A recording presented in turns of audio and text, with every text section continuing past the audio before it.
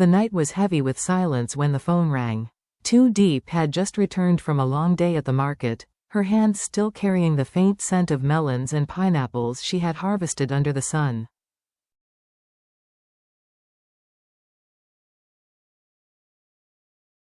Her body ached with fatigue, but her heart was restless. That morning, her husband, James, a man she both admired and feared losing, had left on an urgent business trip.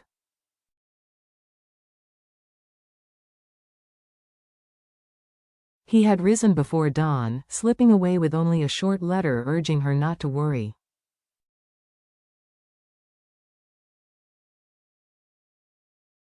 But as the clock struck midnight, the shrill sound of the phone cut through the cricket's song outside her farmhouse.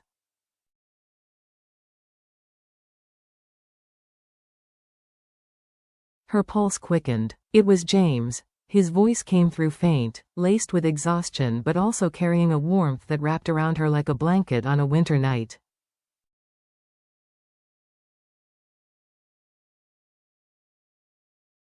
He reassured her, telling her everything was under control. "Don't worry about me," he whispered softly.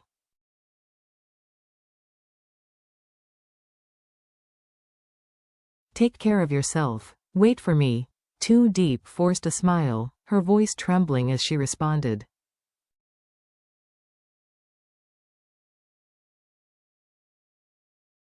Yet when the line went silent, loneliness crept back with sharp edges. What would become of her if James never returned? Could she carry the weight of life alone?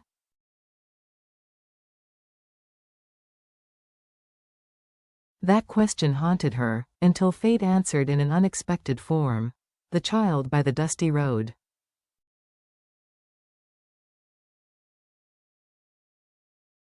Earlier that day, on her way home from the market, Diep had noticed a little girl no older than 4 sitting alone on the side of a dusty road.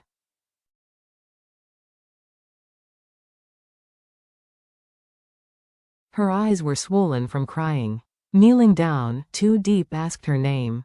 The child's fragile voice broke. "I am waiting for my mother."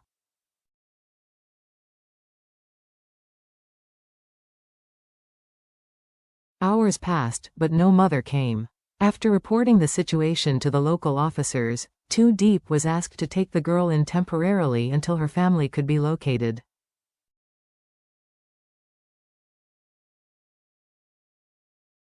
The child's name was Nay. From the moment she held Diep's hand, she refused to let go.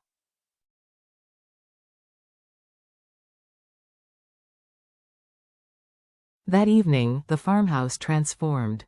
Nay's tiny fingers tried to help pick vegetables.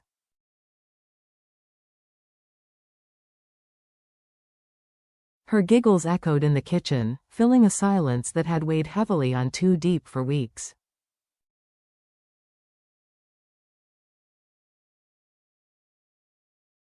At dinner, the little girl pressed her palms together and whispered a small prayer before eating.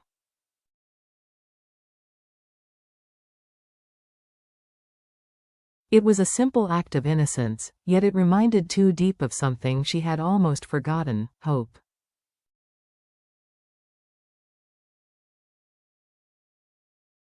But later, when the house grew quiet, Nay asked in a soft, fragile voice, "Where is my mother? And why are you alone too?"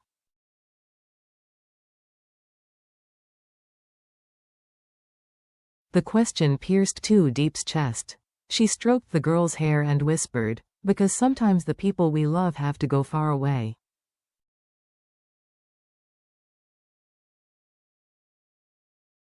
But it doesn't mean they don't love us. That night, Diep realized her life had shifted.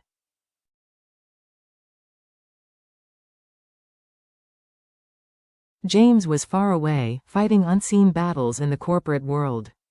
But here, in her arms, was another fragile life looking up at her with hope.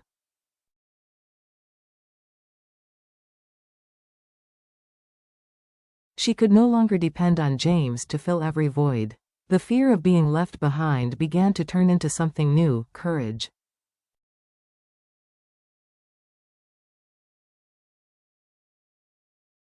Love Redefined.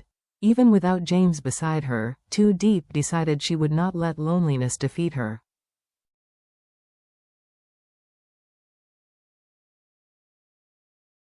She would protect Nay, nurture her, and create a home. As moonlight spilled across the quiet yard, she sat by Nay's bedside, listening to the child's gentle breathing.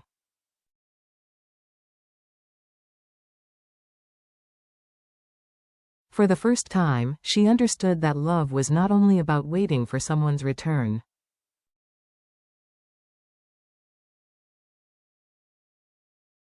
It was also about giving without fear. The following morning, before dawn, the rooster crowed.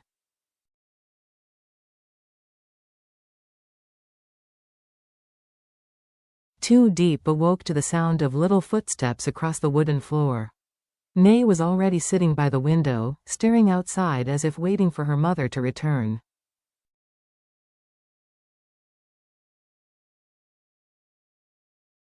Too Deep's heart ached, but she smiled and took the child's hand. "Come," she whispered.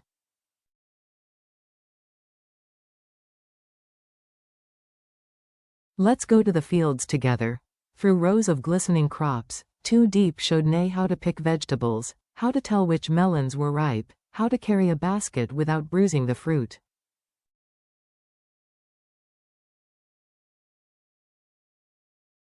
Nay's laughter rang out like silver bells, chasing away the shadows of the previous night.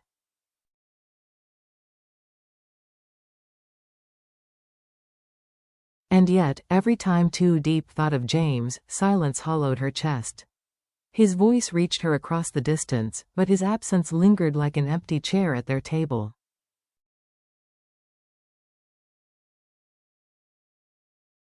Storms in the distance. At the market, villagers noticed the child by her side.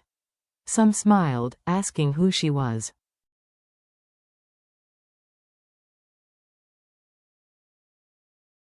Too Deep replied gently, "She is with me for now." And strangely, each time she said it, she felt a warmth deep within, as though she had already become Nay's mother.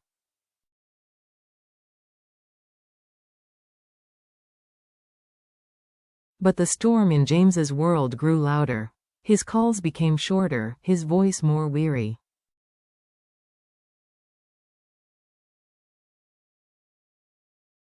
"Funds are being withdrawn," he told her one evening, "and powerful rivals are moving against me.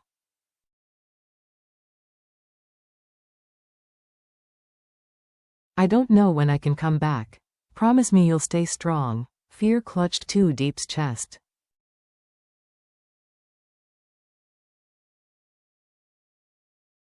What if James never returned? What if she was left alone? She looked at Nay, who was playing with a small wooden toy, her bright eyes full of trust.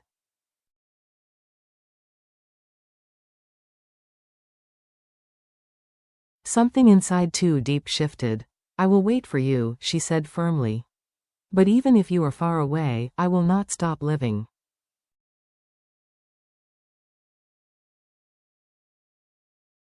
"There is someone here who needs me now. You must fight your battle, and I will fight mine."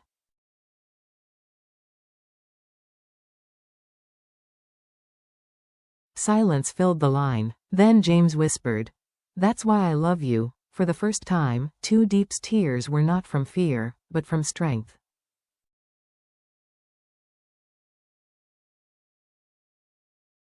Danger in the market. Weeks turned into months.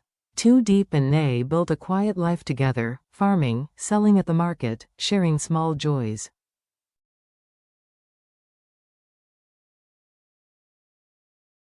Villagers began whispering that Too Deep looked like a young mother raising her daughter.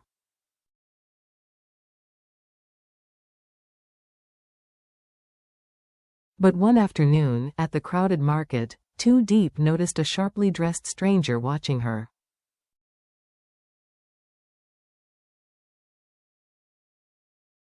His eyes lingered not on the melons, but on her and the child. He said nothing, bought nothing, and walked away.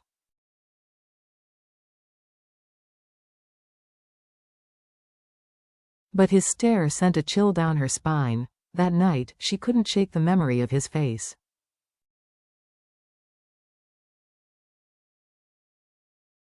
She didn't know he was connected to James's rival, the very man determined to dismantle his company.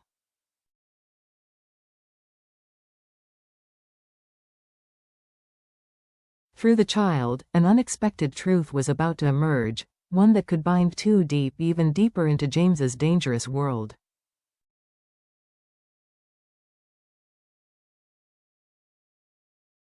A test of strength. Soon, the stranger began appearing more often, blending into the crowd at first, but then making his presence undeniable.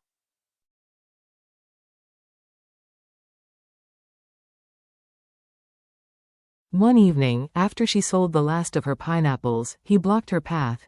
"You care for that child as if she were your own," he said smoothly.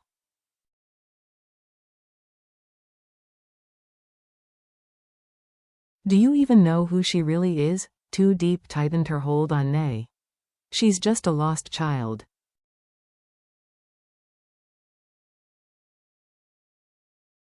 "That's all that matters." The man's lips curled.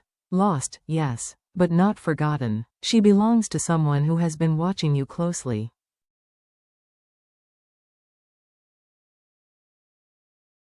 James would be very interested to know.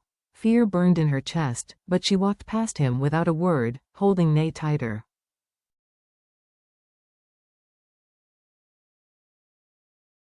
That night, she barred the windows and doors, her mind racing. Later, James called again.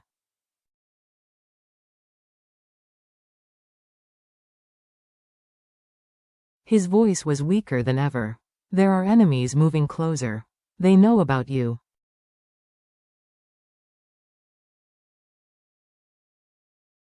"They might try to use you to hurt me." Too Diep's breath caught. She looked at Nay sleeping peacefully.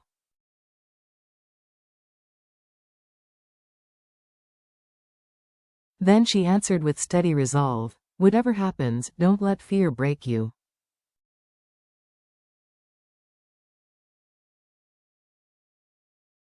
"I will protect her. I will protect myself. But you must survive. Come back to us."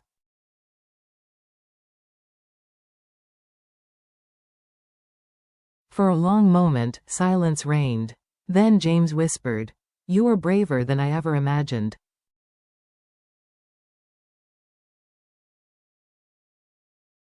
"Promise me you'll hold on."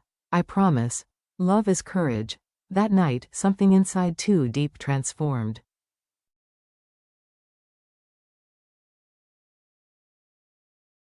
She was no longer simply a wife waiting for love. She was a guardian, a mother, and the anchor James needed in the storm.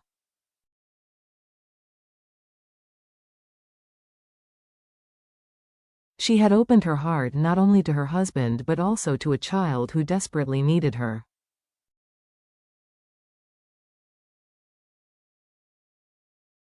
And in doing so, she discovered that love was not just romance or longing. Love was courage.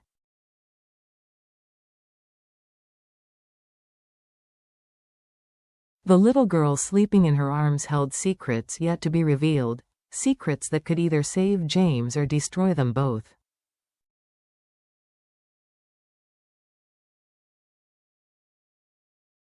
But whatever fate held, Too Diep was ready. Because love, she now knew, was not passive.